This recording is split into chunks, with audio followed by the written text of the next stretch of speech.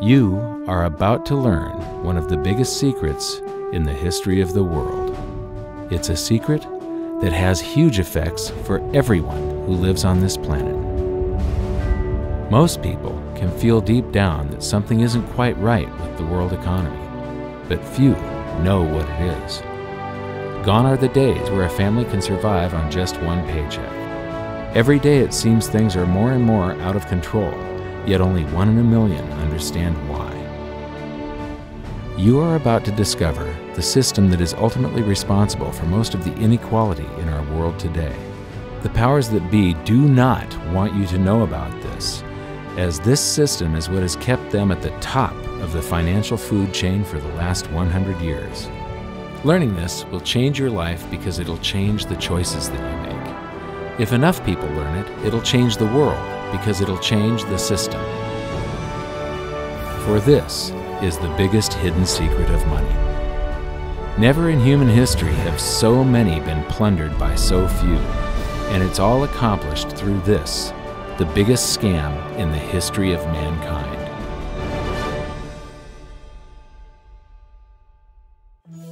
They say that money doesn't grow on trees, but the truth is that the modern banking system creates currency far faster than trees can grow. Most people don't have a clue how currency is created. Economists and bankers make it sound so complex that people think they can't understand it. But I'm going to strip our monetary system down to its essence so that you can see the scam behind the curtain and just how it affects you. Every modern society creates currency in pretty much the same way. But since the US dollar is the majority of the world's currency, I'm going to use the United States as our example. It all starts when some politician says, "Vote for me and I'll make sure the government provides you more free stuff than my opponent will." But there's no such thing as a free lunch. So to provide that supposedly free stuff, the politicians vote for the country to spend more than its income. This is called deficit spending. To pay for that deficit spending, the Treasury borrows currency by issuing a bond. So what's a bond? If you think about it, a bond is really nothing but a glorified IOU. It's a pretty piece of paper with numbers printed on it that says, "Loan me $1 trillion today, and I promise over a 10-year period I'm going to pay you back that $1 trillion plus interest." But what you need to understand is that Treasury bonds are our national debt. These glorified IOUs are to be paid back by you and I and our descendants through future taxation. Therefore, when the government issues a bond, it steals prosperity out of the future so that it can spend it today. The Treasury then holds a bond auction, and the world's largest banks show up and compete to buy part of our national debt and make a profit on it by earning interest. You'll notice that as we move through this process, the big banks are there, taking a cut every step of the way. This isn't by chance, as you'll see shortly. Then, through a shell game called open market operations, the banks get to sell some of those bonds to the Federal Reserve at a profit. To pay for the bonds, the Federal Reserve opens up its big old checkbook and writes bad, bogus, counterfeit checks that should bounce because they're drawn on an account that always has a zero balance. There isn't 1 penny in there. To quote from the Boston Federal Reserve, "When you or I write a check, there must be sufficient funds in our account to cover that check.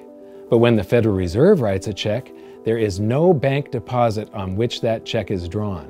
When the Federal Reserve writes a check, it is creating money."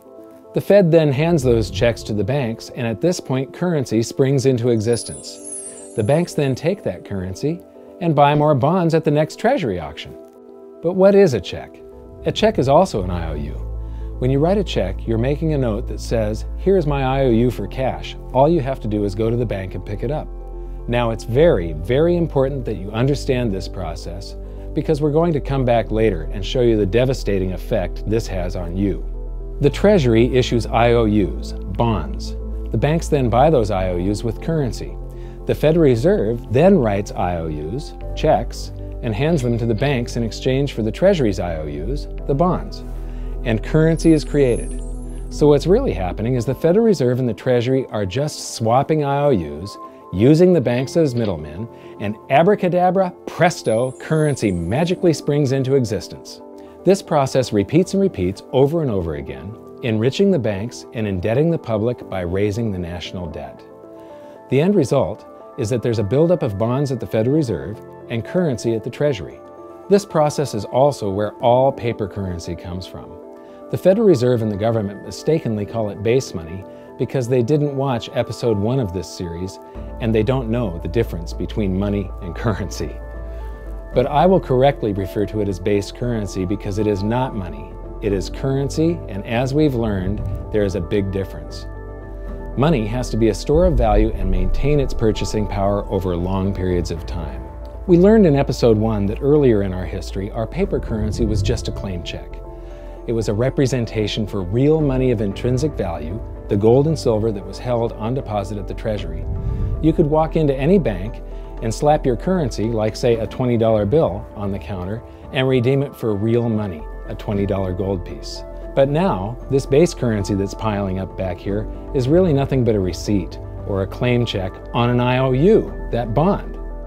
So it's really nothing but a supply of numbers. The Treasury then deposits the newly created currency into the various branches of the government, and the politicians say, "Hey, thanks for that."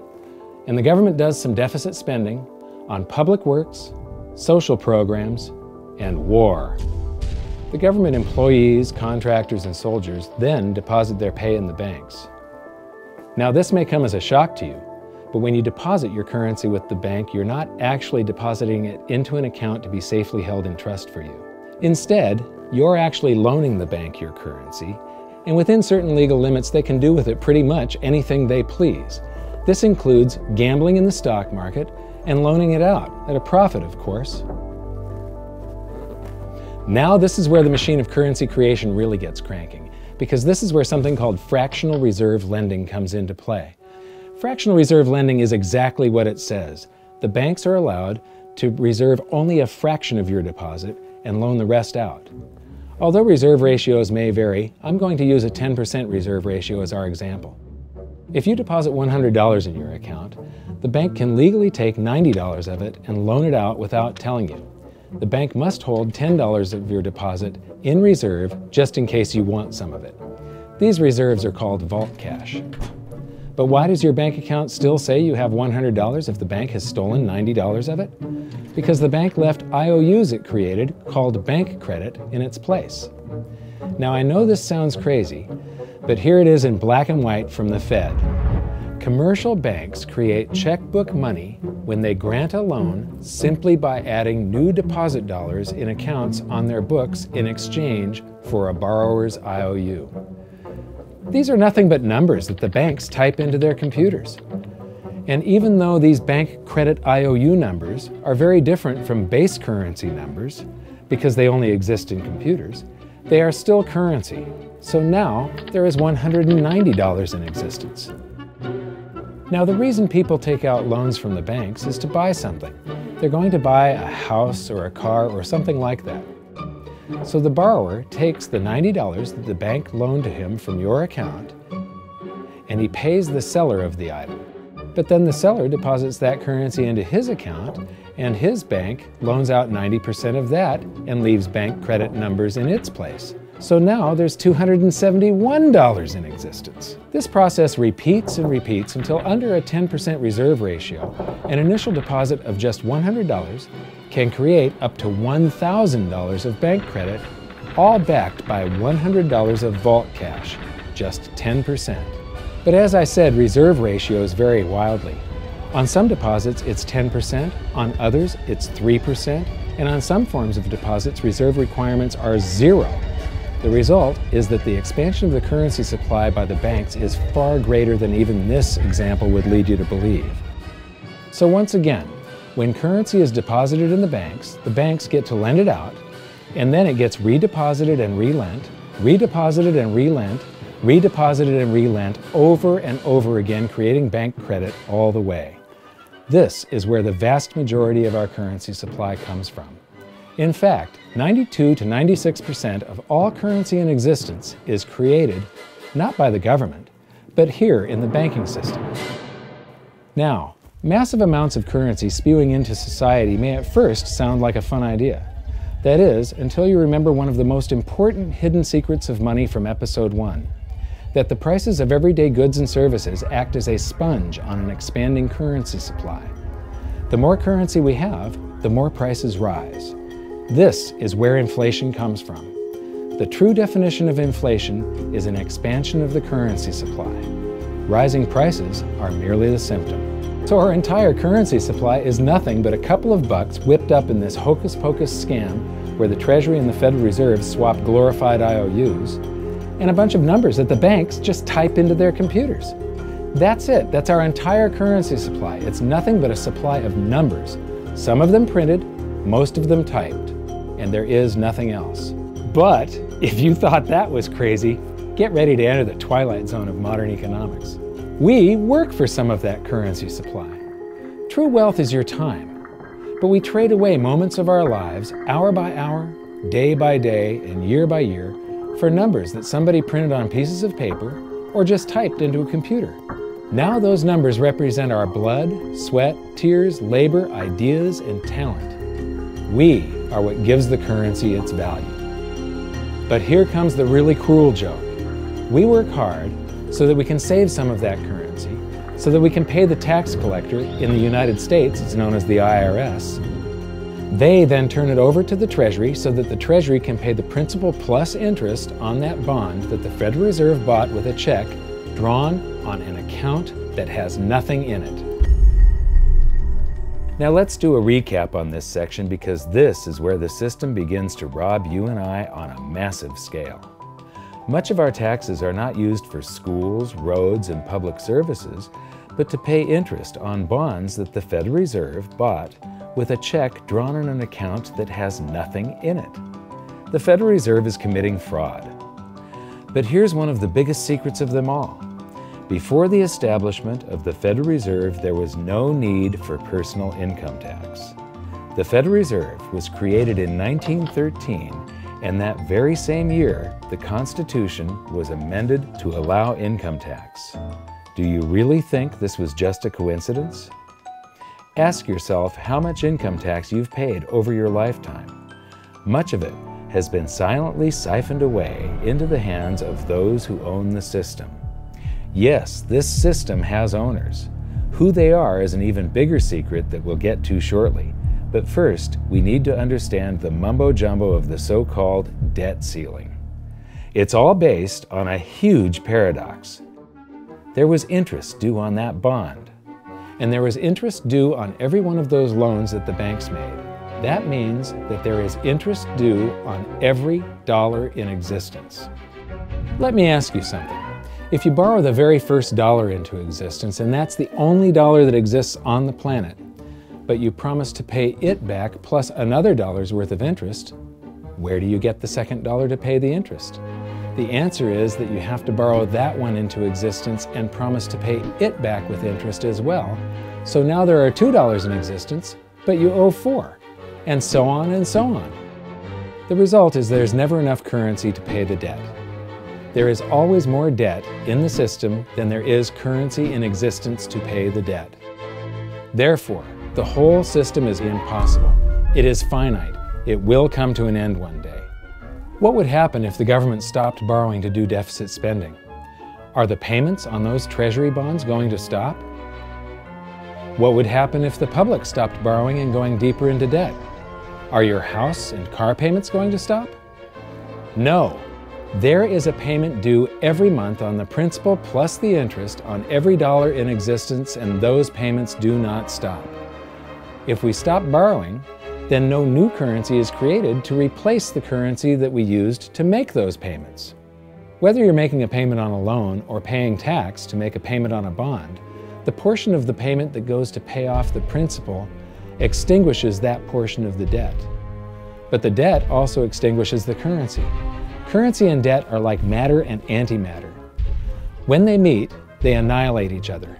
If we just pay off the principal only on all the loans and bonds that exist, the entire currency supply just vanishes.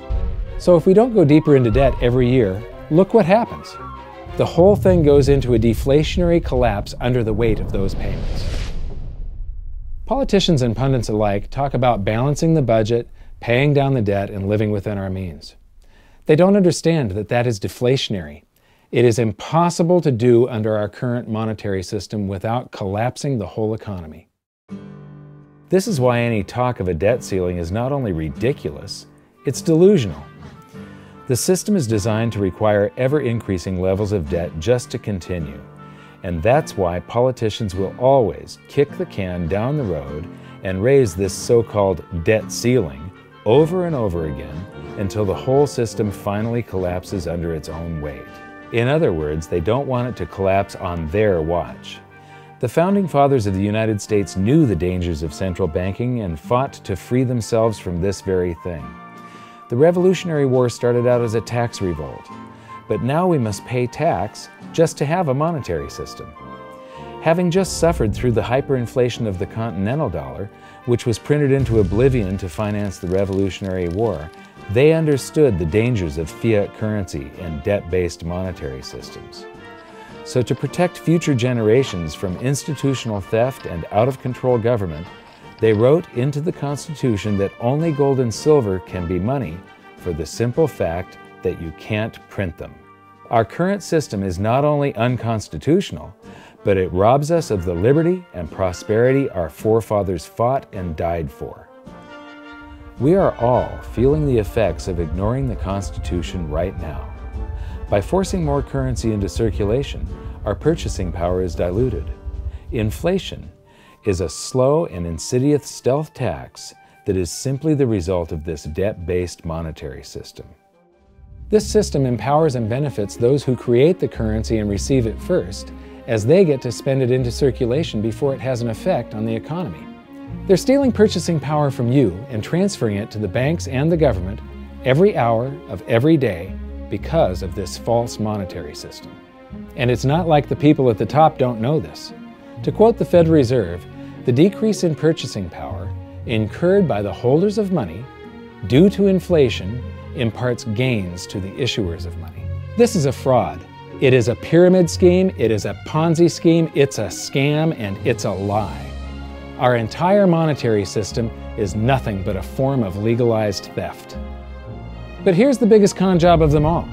The Federal Reserve is not federal, it has stockholders. There is no federal agency that has stockholders. What's a stockholder? A share of stock represents a percentage of ownership in a corporation.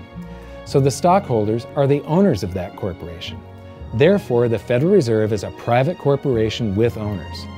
And you can see it for yourself if you go to the Federal Reserve's website, and it will say, the stockholders receive an annual dividend of 6%. Now we know that the stock in the Federal Reserve was originally issued to the largest banks in the United States.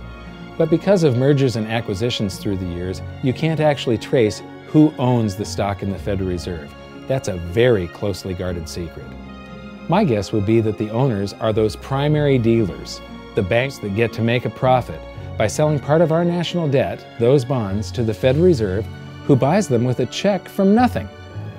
Then we pay tax to pay the principal and the interest on those bonds so that the Federal Reserve can pay the banks a 6% dividend.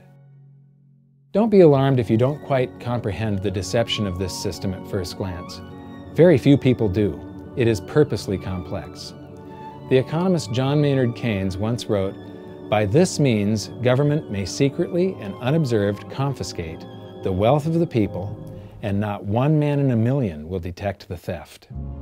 I believe that presented correctly, anyone can understand this system, regardless of how complex it is. So let's do a recap and break it down even more. The way the system works is that, step 1, the government creates glorified IOUs. These bonds increase our national debt and put the public on the hook to pay it back. Step 2, IOUs are swapped to create currency. The Treasury sells the bonds to the banks. The banks then turn around and sell our national debt at a profit to the Federal Reserve, which they probably own. The Federal Reserve then opens its checkbook that doesn't have a penny in it and buys those IOUs with IOUs that it writes, checks, on a checking account that has a zero balance. Then they give those checks to the banks and currency just springs into existence, and then the whole process repeats. This results in a buildup of bonds at the Federal Reserve and currency at the Treasury, which is really just a supply of numbers. The Treasury then deposits the numbers in the various branches of the government, and we get to step 3. The government spends the numbers on promises, public works, social programs, and war. Then the government employees, contractors, and soldiers deposit their pay into the banks. And we get to step 4, where the banks multiply the numbers by magically inventing more IOUs through fractional reserve lending, where they steal a portion of everyone's deposit and lend it out. That currency gets redeposited, and then a portion is stolen again.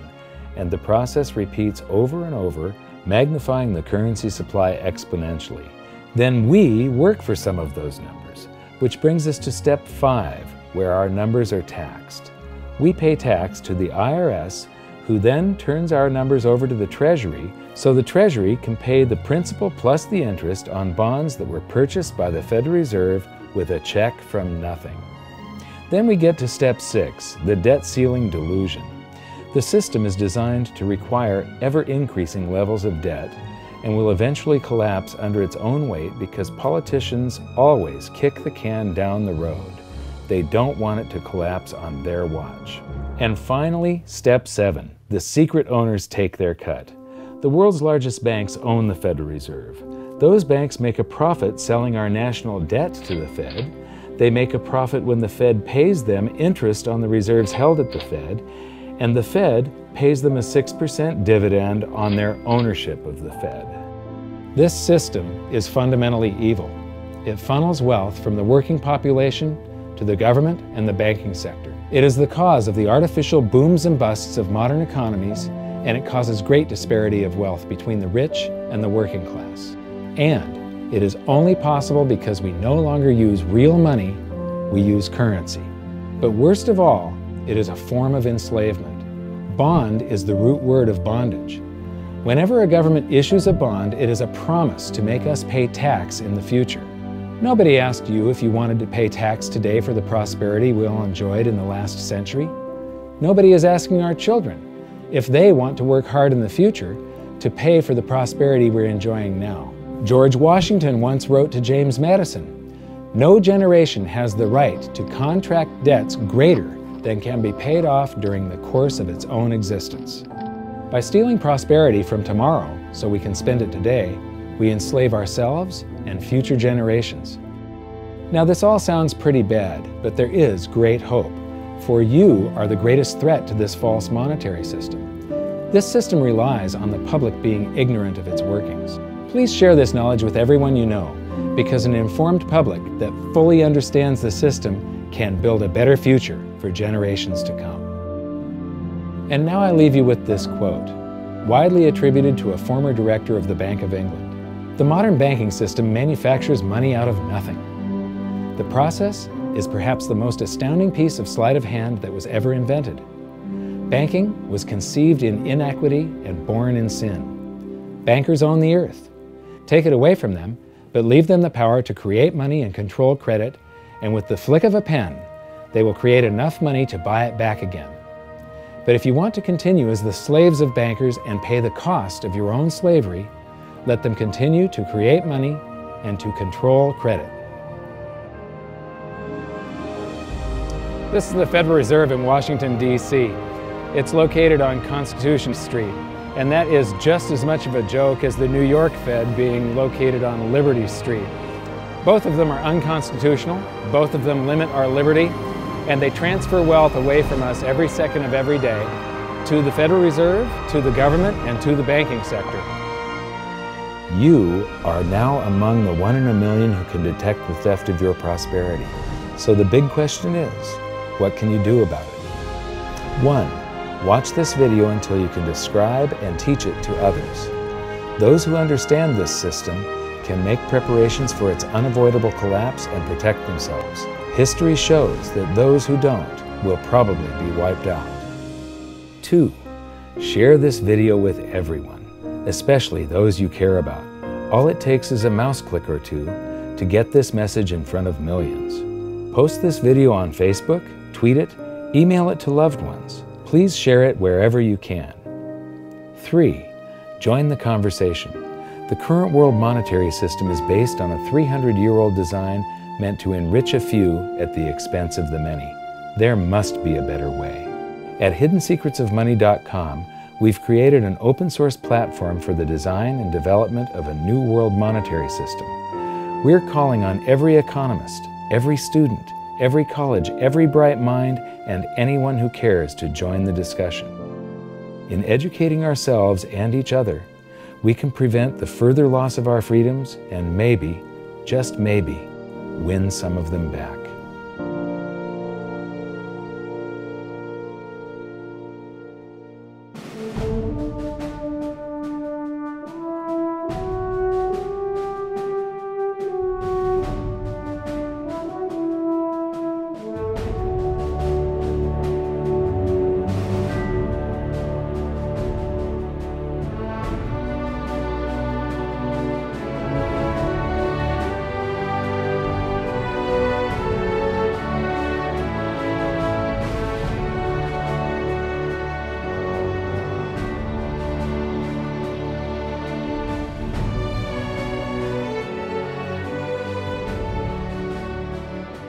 I think your episode 4 is very beneficial, very helpful. It's going to introduce these ideas to a lot of people, and like I've just been talking about, we have to change people's mind, and the more they understand it, the better. And I think we're at this point now where more people in the last several years, 4 or 5 years, have thought about the Fed than they ever have in the previous 95 years. So I think an explanation and diagrams to show it is very helpful, because quite frankly, they're not going to get it in their grade school, they're not going to get it in their high schools, they're not going to get it in college unless they're in a very rare circumstance to understand how this works. You know, for years before I got involved in really studying gold and some of the things I write and talk about today, I was a monetary economist for decades. You know, in your video, you talk about the primary dealers. I was chief counsel and chief credit officer of one of the largest primary dealers for 10 years. So I had an inside seat on the Treasury market and have the privilege of working with several former vice chairmen of the Board of Governors, Manley Johnson and David Mullins, going back to the 80s and the 90s. So I'm very immersed in what you were talking about, and I thought it was extremely accurate, extremely clear. I didn't think you were stretching on any points. It was really like something out of a PhD course, except that it was very easy to understand. I think it's accessible. I think we're seeing a little bit of a revolution in communications in the following sense. You know, as you point out, the Fed was created in 1913. Well, in 1913, there was no web, there was no YouTube, no Twitter. There was really no one to kind of stand up and oppose the Fed or call them out, if you will, or really get into a discussion that everyday Americans could follow. That's not true now with social media and everything else. You can reach out to millions and tens of millions of people and tell them what's going on. I think you've done that. You've done it successfully. I applaud it. I think this is a great video. I look forward to seeing it again. I know millions of people will enjoy it. Well, as we know, the Federal Reserve believes it can create money out of thin air, not realize money is supposed to represent real products and services. And what people don't realize is when the Fed does that, in effect, as Keynes pointed out, it's a form of taxation. It's a form of confiscation. And because people don't see it, the politicos get away with it, but it also undermines social trust. It just is corrosive throughout society. We're going to have a lot of turmoil in the coming years, but it's going to be the kind of turmoil that leads to positive things. So don't despair. Get out there and fight, because the tide is going to turn. This is going to be the status last stand. Thank you. This episode of Mike Maloney's Hidden Secrets of Money was brought to you by goldsilver.com and the new Silver Pegasus round. To learn how to protect your family and turn the coming economic storms into opportunity, visit goldsilver.com.